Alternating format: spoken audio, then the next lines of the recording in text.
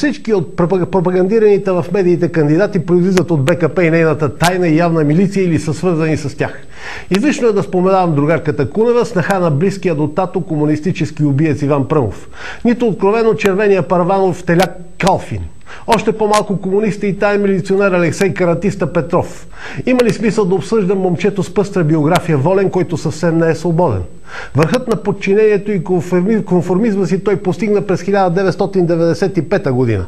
Тогава Волен беше шеф на прес-центъра на кандидата на БСП за кмет на София, другар е назначен началник на по-късно фалиралата първа частна банка Веселин Йосифов. Така от кандидат на СДС за Великото народно събрание през 1990 година и недоучил главен редактор на локалния орган Демокрация, този неволен извървя пътя обратно до корените си.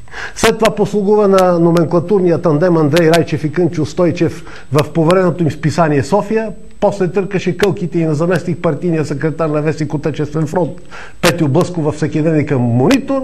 Тъкмо тогава го кандидатираха за кмет на столицата с подкрепата на младия агент на службите Яна Янев. През онази седмица Янето май беше земеделец. После железният, сидър значи желязо, стана водещ в телевизия СКАТ, поверена от партията на неговия кум Валери Симеонов, роднина на Ангел Балевски. Накрая стигна до Атака, до скандалите с родата си по сватовство и до изнудването на кандидат-депутати с записи на заповед за много пари. А кои са тези, уж новите, но вече назначени кандидати? Попитайте Неврокопския Плевнелиев дали е бил комсомолски активист в математическата гимназия и най-вече по време на следването във ВМИ Ленин, днес технически университет, където е завършил изчислителна техника. Тази активна болшевишка дейност или нещо друго скрито му осигури разпределението в столицата и то направо като научен сътрудник в Института по микропроцесорна техника, номенклатурна длъжност на градския комитет на БКП. Как през 1990 година от програмист в този институт стана горд притежател на собствена строителна фирма. И то не каква да е, а солидна.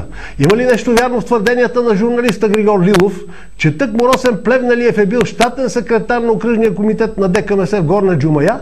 Ако не, как от програмист стана първия строителен предприемач с лиценз да изпраща работници зад граница и то в Германия?